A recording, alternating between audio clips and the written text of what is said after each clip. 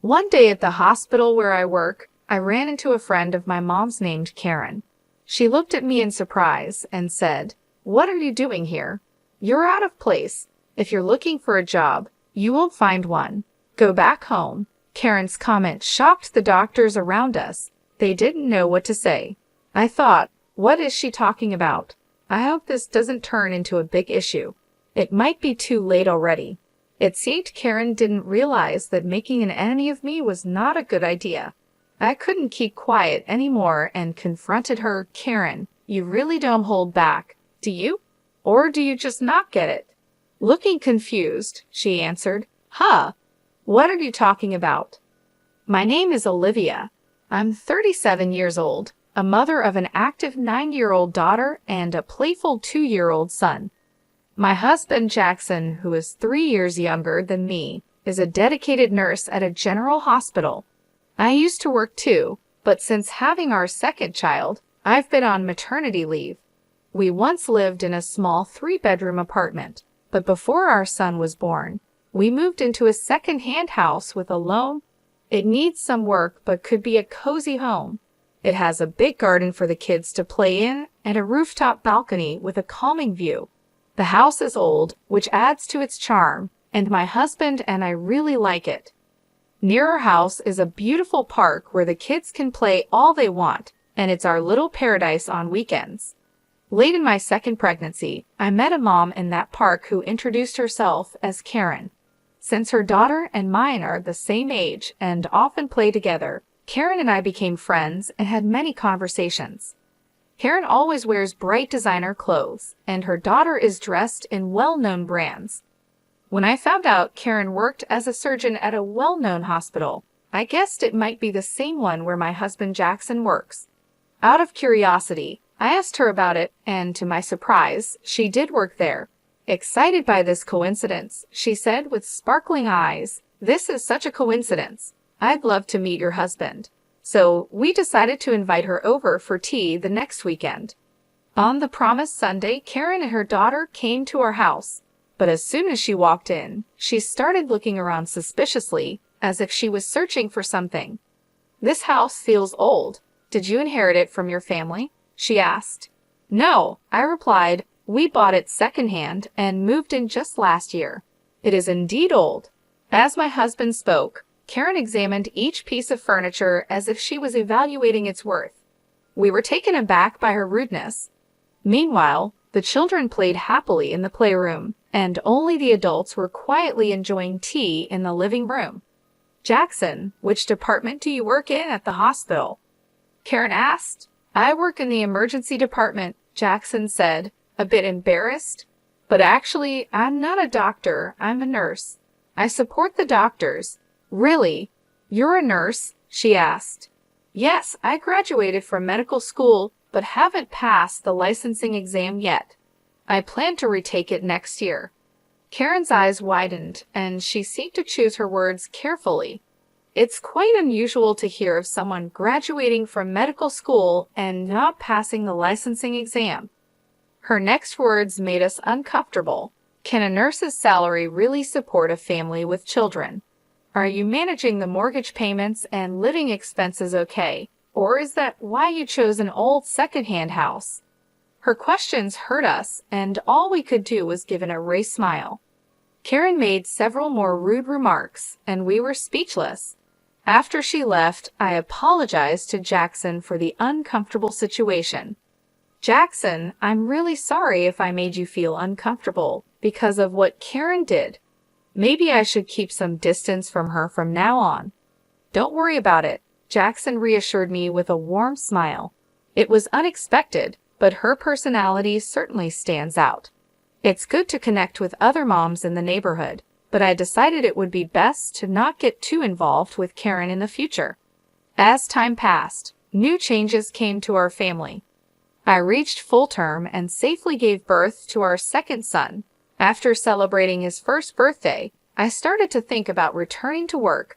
Luckily, Jack's parents live nearby and have been a great help with the kids. Then, one day, I had some business at the hospital where my husband works. With some time before my meeting, I grabbed a hot coffee at the hospital cafe. and was taking a moment to relax when I heard a familiar voice behind me. It was Karen. Oh my, isn't that Olivia? It's been such a long time. Hello, Karen. How have you been? Good. What brings you here today? Are you here to see Jackson? Maybe for a job interview or something? It must be tough on just Jack's income, right? Her tone was sarcastic, and she had a smug look as she spoke. Wanting to avoid a troublesome conversation, I responded lightly, well, something like that. However, Karen continued to pry, looking me over. This hospital has various stores, right? So where are you working part-time? At the convenience store or maybe the restaurant? After a brief silence, I curtly replied, sorry, it's about time for my appointment. I quickly left the cafe and moved swiftly through the hospital. I took the elevator to the top floor. My destination was the director's office, where I had an important job consultation. After about an hour of discussion, I headed to the large auditorium of the university for my next appointment. There was an important announcement scheduled that afternoon with all the hospital staff gathered. On the way to the auditorium by chance, I ran into Jackson. Jackson, that's great. After the director's talk, let's go for lunch together, I suggested. Sounds good. It's a bit of a walk, but how about pasta? He offered with a smile. The pasta place behind the hospital sounds good. I haven't been there in a long time. I'm actually looking forward to it. I agreed happily. It had been a while since I had been to the hospital, so lunch with my husband was a rare treat. In the hallway to the auditorium, I ran into several doctors and engaged in brief conversations while exchanging greetings. Jackson moved ahead quickly, and I followed at a leisurely pace towards the passageway leading to the auditorium.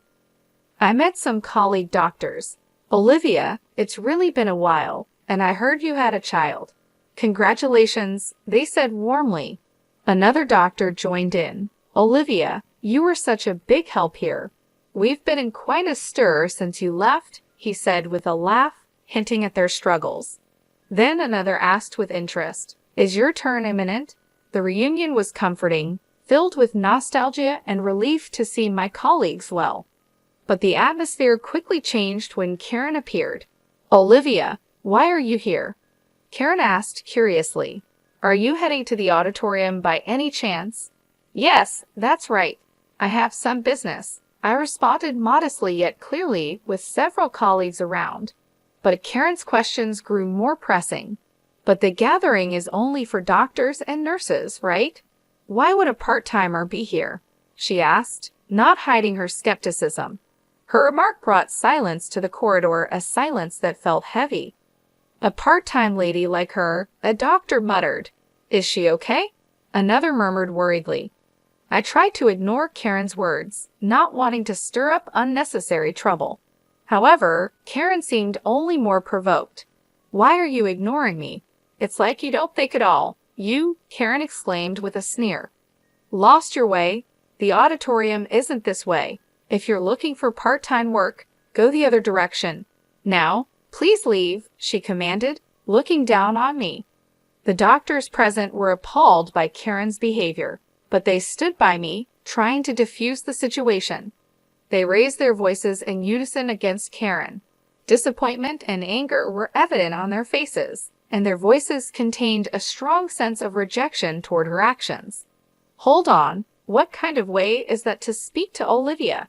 Don't you have any manners? Apologize to her right now, they demanded, not just disapproving but reproaching Karen's conduct.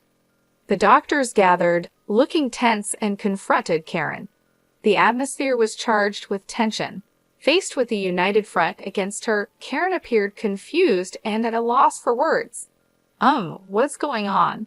I just pointed out that she doesn't belong here. The meeting is only for relevant personnel, and she doesn't fit the bill, right? She tried to justify her stance. But my patience had reached its limit. With a composed tone, but with content sharp as a blade, I addressed Karen. Karen, you really are brave, aren't you? Or is it that you simply can't read the room? I critiqued calmly. Unable to find a rebuttal, she stared back at me, perplexed. What did you just say? I calmly made my point clear. You'll understand soon enough the consequences your actions and careless remarks could bring. The doctors around us showed no sympathy for Karen. Look, your future here is now utterly uncertain, they told her sharply. You might want to start looking for another job while you still can. They nodded to each other, clearly having cornered Karen, who was still unable to hide her panic and anger.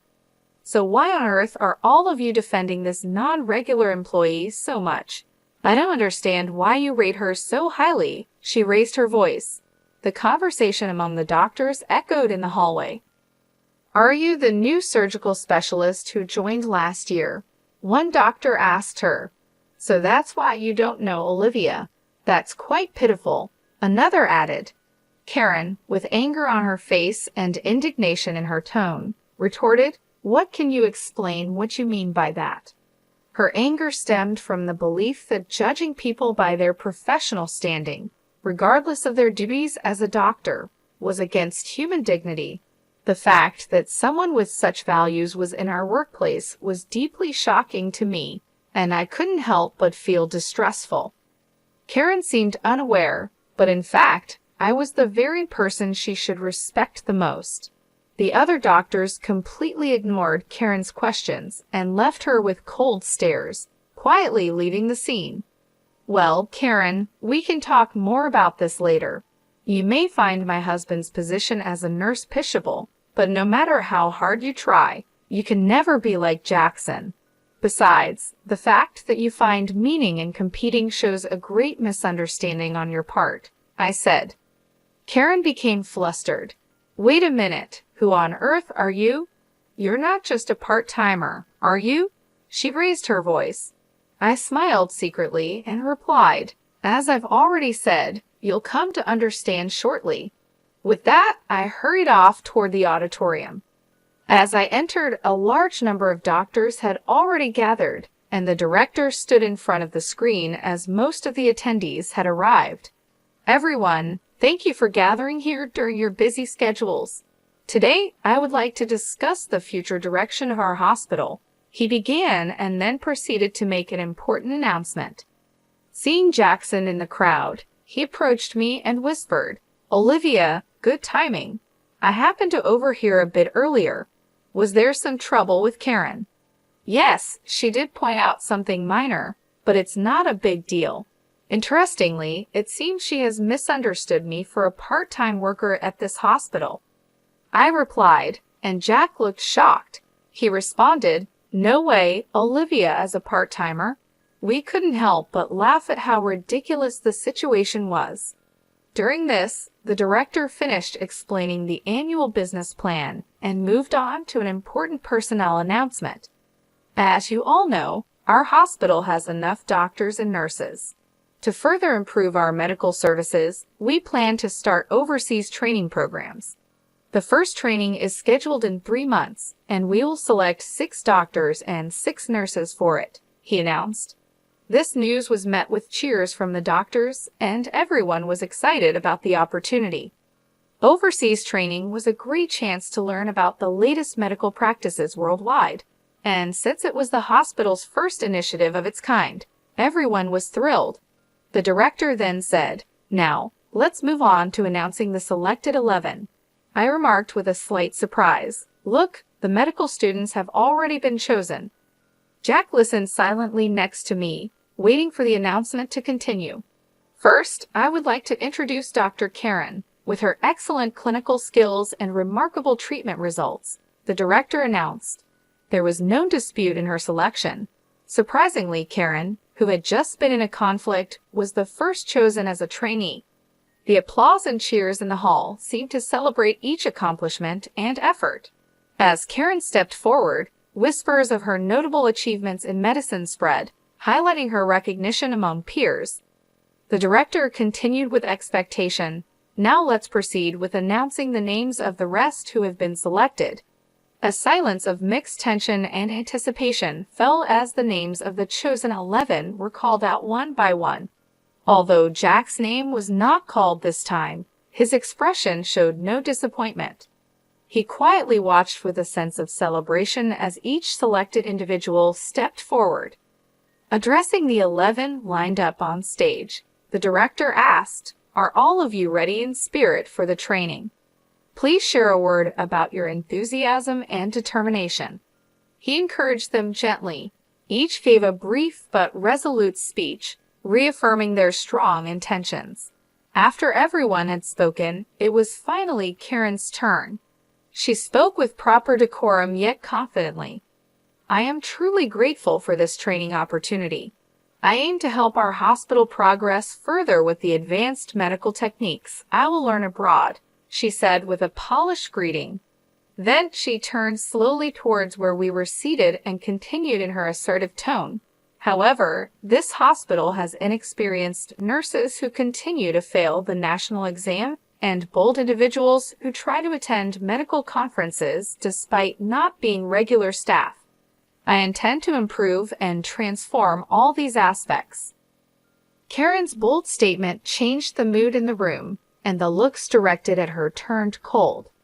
Her words brought out the hospital's tensions and showed how risky youthful overconfidence can be.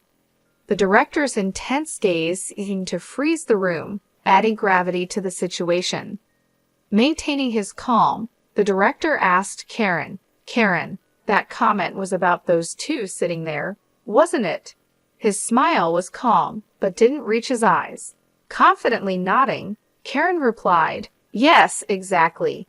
There are those unfit for this noble assembly." Remaining composed, the director then called out unexpectedly, "Olivia, could you come forward, please?"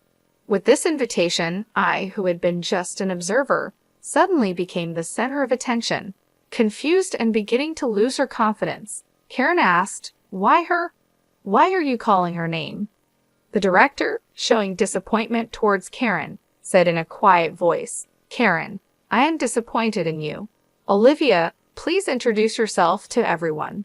Taking a deep breath, I started, "Hello, everyone. It's been a while. I am Olivia, the chief of the medical department.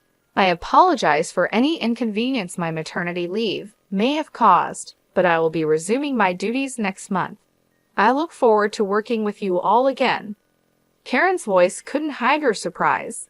"Wait, she's the chief of the medical department." Her eyes searched the room for confirmation. Indeed, as the head of the medical team, I was about to return to my role. I had taken a 3-year parental leave to give birth to and raise my first son. The director, confirming the truth, added quietly, "By the way, Olivia is my daughter." His words rang clear in the room, clearly defining the situation. Karen's expression shifted from confusion to shock. Her mouth opens as if she wanted to object, but no words came out. The room, filled with hospital staff, couldn't hold back, and suppressed laughter spilled out at the unexpected turn of events. The director spoke in a relaxed tone, "Karen, for this upcoming overseas training, you have been assigned to be the team leader. Your deployment will be in a conflict zone in the Middle East. There is a shortage of both medication and medical equipment, and it's going to be very challenging. It will be interesting to see how well your skills hold up there. But don't worry, Olivia will be there to support you. Try to learn as much as you can under her guidance." Proud, Karen responded with dignity, "I am a doctor too. Although I have no experience working abroad, my clinical skills and treatment records are first class. I will not allow myself to be underestimated." I replied to Karen with a calm but firm voice, "Let me make one thing clear, Karen. In the near future, I am going to take over the directorship of this hospital from my father. Do you understand the weight of this fact?" Karen's expression stiffened. Seeing this, I continued, "Yes, it seems you understand well. Depending on my decision, your future in this hospital may be affected." Karen could no longer hide her agitation. "I haven't heard such a thing," she muttered. Jackson intervened calmly, adding quietly, "Karen, we had not informed you about that matter beforehand. Your disrespectful attitude towards Olivia may well be something you deeply regret in the future." Towards the end of the meeting, the director stated firmly, "Please, everyone, a bit of silence. Karen in the discussions here. In the end, results are everything. No matter how excellent you may be, that is just one aspect. What's important is the results you can achieve in this hospital, and on that front, I have great expectations of you." Karen fell silent at the director's words, bowed her head, and nodded without saying anything. The director concluded, "Today's meeting is adjourned." As his words ended, everyone in the auditorium stood up and returned to their respective places. Stepping out of the director's office leisurely, I casually said, "Shall we go for lunch? I've got a craving for pasta today." Side by side with Jackson, we left the meeting behind us. I started walking towards our favorite pasta place behind the hospital, leaving the building behind. As we were about to pass the small smoking area set up behind the hospital, I spotted Karen. She was deep in thought, taking a drag of her cigarette. When our eyes met, Karen awkwardly looked away. Just then, a loud crash caught our attention. A car had rear-ended another in an accident. Jack and I sprang into action immediately. The area was nearly deserted, so it was crucial for us to move quickly to help. "Are you okay?" Jack called out with concern and quickly checked on the people involved in the accident. One was the driver in the car that was hit, and another was a pedestrian who happened to be walking by. Karen also rushed to the accident scene, but seemed overwhelmed by the chaos. Acting on my medical instincts, I began to give directions. "Jackson, quickly get that man into a safe position and check his pulse," I instructed. Jack moved without wasting any time, following my instructions promptly. As an emergency nurse, Jack had received special training, including attending surgeries I conducted. I had trained him rigorously, which helped him develop exceptional practical skills compared to other nurses. I then directed Karen with calm and clarity. "Karen, check if that elderly person is bleeding and assess their level of consciousness." However, Karen seemed paralyzed by the seriousness of the situation, standing still without moving. My voice grew firmer as I insisted, "Karen, do you understand what I'm saying? Please respond quickly." Her voice was tense. Karen was clearly overwhelmed, and with an unstable voice, she replied, "Ah, yes, what should I do?" Her panic was evident and seemed to add to the confusion at the scene. I rebuked Karen firmly yet patiently. "Don't you know what to do in an emergency? I doubt you're even a surgeon." Karen responded with what could be perceived as anger. "That's not true. There's nothing I can't do." But her actions, though active, clearly lacked effective measures, and she was just bustling about the scene. I then looked to Jackson. "Jackson, could you measure that elderly person's blood pressure and make sure there's no bleeding?" I gave the orders calmly. Jackson promptly replied, "Understood," and began to manage the situation. The accident scene started to regain some order with our swift response. Jack spoke to Karen with unusual sternness. "Karen, come over here and help." Karen reacted to Jack's command. "What do you mean? A nurse asking for such a thing?" she complained. But Jack cut her off. "This is no place for someone who can't do anything. If you're not going to help in this critical moment where lives are at stake, please step back," he said decisively. Karen was at a loss for words and stepped back from the scene silently. Jackson assessed the situation and reported to me, "The vitals are stable, but there might be internal damage. We should conduct a thorough examination as soon as possible." As professionals, we showed readiness to collaborate with other medical staff around us, doing our best for the patients. I led the response steadily. "Let's begin the procedures then. And the driver over there seems disoriented, but I don't see any serious symptoms. Let's move him out of here. Karen, could you please call an ambulance on your cell phone?" Despite my instructions, Karen stood frozen, unable to move. I addressed her with suspicion. "Karen, I'm speaking to you. Do you hear me?" Karen seemed confused, hesitantly murmuring, What's the number for the ambulance again?" Jack intervened. "Just give me that phone." He stepped in and took over, arranging for the ambulance. About 10 minutes later, police and fire department personnel arrived, and the once chaotic accident scene started to be sorted out gradually. People gathered, including doctors, department heads, medical students, and even professors.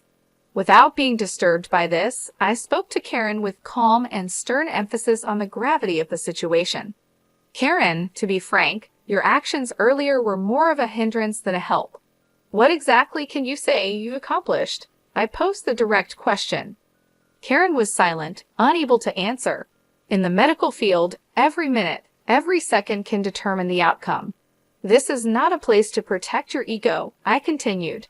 Karen's voice was barely audible as she apologized. I'm sorry. The crowd at the accident scene quietly observed their exchange, and the director himself was also present. Karen just seemed out of place and embarrassed. I continued, Karen, you've looked down on Jack as just a nurse, but the fact is, your positions are different. There's no meaning in comparing you and Jackson. He is one of the most competent nurses in this hospital. Can't you see now how powerless and insufficient your actions were in this situation? Karen stubbornly retorted, if I had more experience in emergency situations, I could handle it perfectly well. But Jack sensed the uncertainty behind her words and calmly pointed out her flaw. You're always driven by a desire to have your accomplishments recognized, but your actual skills in the field are still immature. You've just demonstrated that yourself, he asserted. He continued, you say you'll gain experience in emergency treatment in the future, but this moment is also a practical situation. Given your current state, it's unlikely you'll have further opportunities to experience the field in the future. Karen's confidence began to show cracks, and she seemed on the verge of tears, aware of the eyes around her. Yet the medical field, dealing with lives, demands proper judgment and strictness. Therefore, I had to make a tough decision that would impact Karen's future. Karen, I regret to say this, but your name will be removed from the Overseas Training Program candidate list, I declared. Karen was taken aback. What? I looked to the director for confirmation. Father, this decision is acceptable, correct? The director nodded deeply. No problem. This incident has given me a clear understanding of her capabilities. I have great expectations for Jack. We have always selected trainees based on their grades, but it may be necessary to reconsider our selection system in light of this. His quiet but firm response marked a complete defeat for Karen. With a calm but resolute voice, I advised Karen, it's important for you to relearn from the basics. Only then will you have the right to compete at the same level as Jack. Also, take to heart the dangers of judging a person's worth by their appearance. While I considered letting you go from the workplace, I have decided to give you one more chance, the last chance. Make the most of this opportunity and show us your full effort, I advised sternly yet justly. Afterward, they quietly left the scene, but the looks from the doctors around Karen were cold, filled with disappointment and disapproval. Their evaluation of her future was seemingly already set. Weeks passed, and the long-awaited departure day for the overseas training arrived. Jack and I headed to the airport, excited to acquire new knowledge and experience. I heard that Karen resigned from the hospital a month after the incident.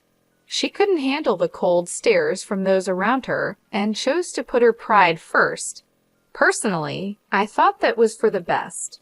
A doctor who prioritizes pride over everything else shouldn't be responsible for patients' lives, and no one would want to trust their life to such a person.